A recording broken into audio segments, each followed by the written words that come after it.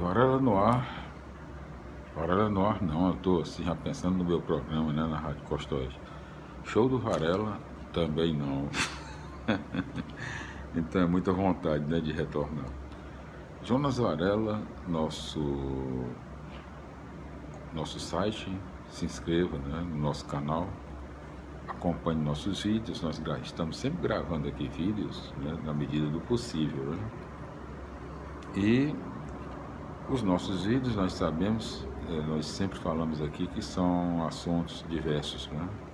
No momento, a nossa ideia que surgiu, né, uma ideia que surgiu, de vermos aqui as explicações, aqui na própria Bíblia, né, Sagrada, tem as explicações de cada capítulo, cada livro, né, da Bíblia Sagrada, livros, capítulos, versículos, muitas informações aqui que nós levamos para o nosso querido público, dentro do possível, né? As que forem possíveis, nós levamos, né? Então, justamente para incentivar a leitura da Bíblia Sagrada, que é uma leitura maravilhosa. Muitas vezes ela com certeza, né, desvia os seres humanos do mal, né?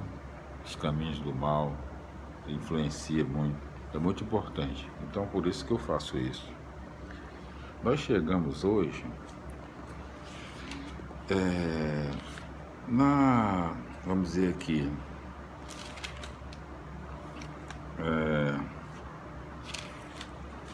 nós estamos na parte do livro, né, da Bíblia Sagrada no Antigo Testamento, justamente outros livros históricos, é uma parte da Bíblia Sagrada, nós estamos nesse momento aqui. Outros livros históricos, quais são eles? Os considerados outros livros históricos? Os livros de Tobias, Judite, Esther e 1º e 2º Macabeus. São esses aqui, de acordo com a Bíblia aqui. E nós iniciamos a leitura do primeiro, né, deles, Tobias, né? Primeiro livro entre os outros livros históricos, que nós, pela nossa contagem geral, lá do início das explicações, da leitura das explicações, ele é o 13º, o livro número 13, no total geral, contando no geral, né? Tobias é o número 13, 13º livro do Antigo Testamento. E nós já chegamos aqui, hoje nós continuaremos, nós fechamos a leitura do capítulo 12, as explicações no vídeo anterior, e hoje nós iniciaremos, já entrando aqui, nas explicações da terceira parte do livro de Tobias, né? A justiça gera um mundo novo, né? No seu capítulo 13, em todos os seus, vamos ver aqui quantos versículos, o capítulo 13 do livro de Tobias, são exatamente aqui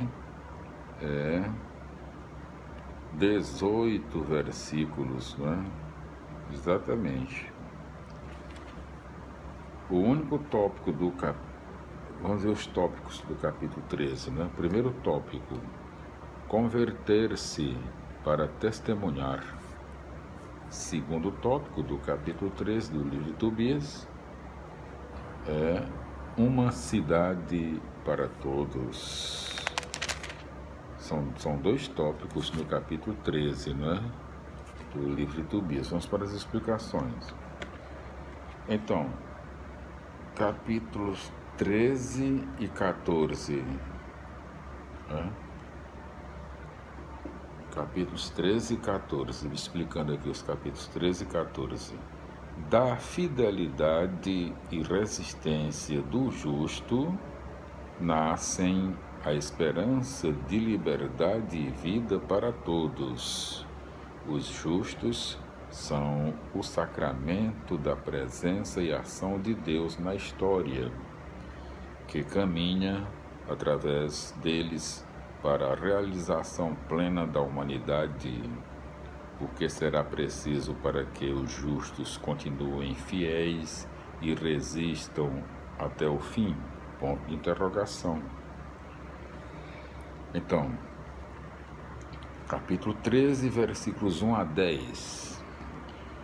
De uma história familiar, o livro se abre para a história do povo e da humanidade.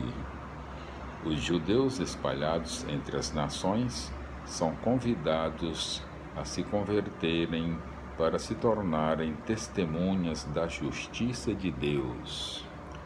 É através desse testemunho que também as outras nações recebem o convite para a conversão. Versículos 11 a 18. Retomando o mesmo tema dos profetas, o autor põe na boca de Tobit a esperança de uma Jerusalém reconstruída, onde todos os povos se reunirão como irmãos ao redor do único Deus. Trata-se da grande esperança, A humanidade toda vai superar a idolatria e realizar historicamente o projeto do Deus vivo. O tema reaparece em Apocalipse, capítulo 21, versículos 1 e capítulo 22, versículo 5. Glória a Deus, aleluia, amém. Meus irmãos, vamos para as explicações do capítulo 14 do livro de Tobias. Na sua terceira parte, a justiça gera um mundo novo, né? Capítulo 14 do livro de Tobias, em todos os seus, vamos ver aqui quantos versículos, não é? Vamos aqui, 14 versículos, né?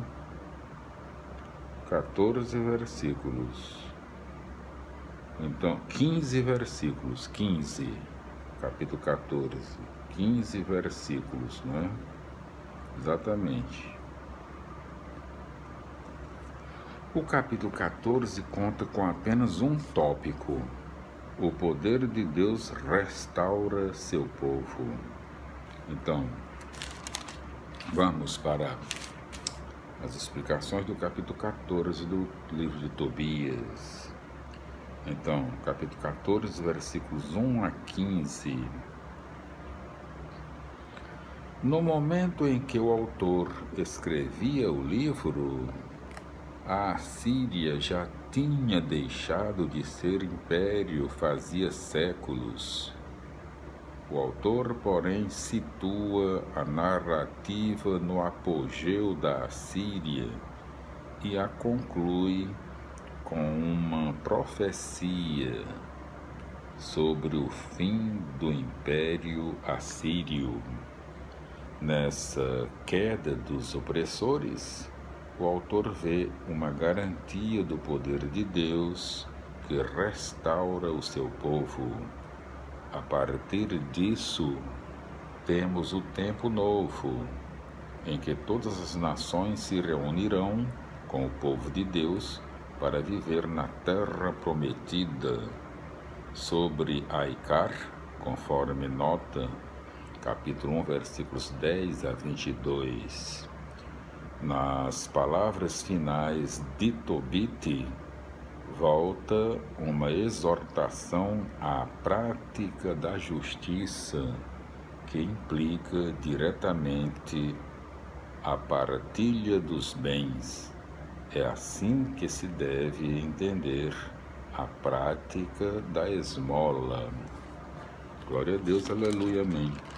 Concluímos agora, nesse momento, glória a Deus, aleluia, amém, as explicações do livro de Tobias, né, nos seus 14 capítulos e versículos, e todas as explicações possíveis que nós levamos aí para o nosso querido público. Então, livro de Tobias, né, está incluído aqui nessa parte da Bíblia Sagrada, nessa parte que nós estamos fazendo a leitura das explicações, outros livros históricos, né? O livro de Tobias é o primeiro. Nós vamos agora que nós temos tempo ainda no nosso vídeo de hoje, Vamos agora continuar a leitura, né, dessa parte do livro, outros livros históricos da Bíblia Sagrada no Antigo Testamento, já no segundo livro dessa parte, né, outros livros históricos. O segundo livro, primeiro Tobias, o segundo livro qual é? Judite, a invencível força dos fracos. É o 14º, o número 14 do Antigo Testamento, o livro número 14 pela nossa contagem geral, já que Tobias era o 13, né, o 13. Então, a Judite, né, a invencível força dos fracos. Vamos para a leitura. Primeira parte do livro de Judite, a arma dos poderosos, né? Primeiro capítulo do livro de Judite, nos seus 16 versículos. Único tópico, a intenção dos poderosos. Então, Judite, capítulo 1, versículos 1 a 16, explicando, não é? Justamente, 16 versículos, né? Nabucodonosor é a personificação dos poderosos que pretendem construir um império para dominar o mundo. Sua primeira estratégia é propor alianças. A recusa dos outros países fere o seu orgulho. Então ele mostra suas verdadeiras intenções, partindo para a conquista violenta. Vamos continuando aqui a leitura das explicações do livro de Judite, no seu capítulo 2, ainda na sua primeira parte, né? A arma dos poderosos. O capítulo 2 do capítulo do livro de Judite, ele conta com 28 versículos, né? Exatamente. Vamos dizer aqui, dois tópicos, né, do capítulo 2 do livro de Judite. O primeiro tópico, a pretensão ao poder absoluto. Segundo tópico do capítulo 2 do livro de Judite, a idolatria se impõe pelo medo.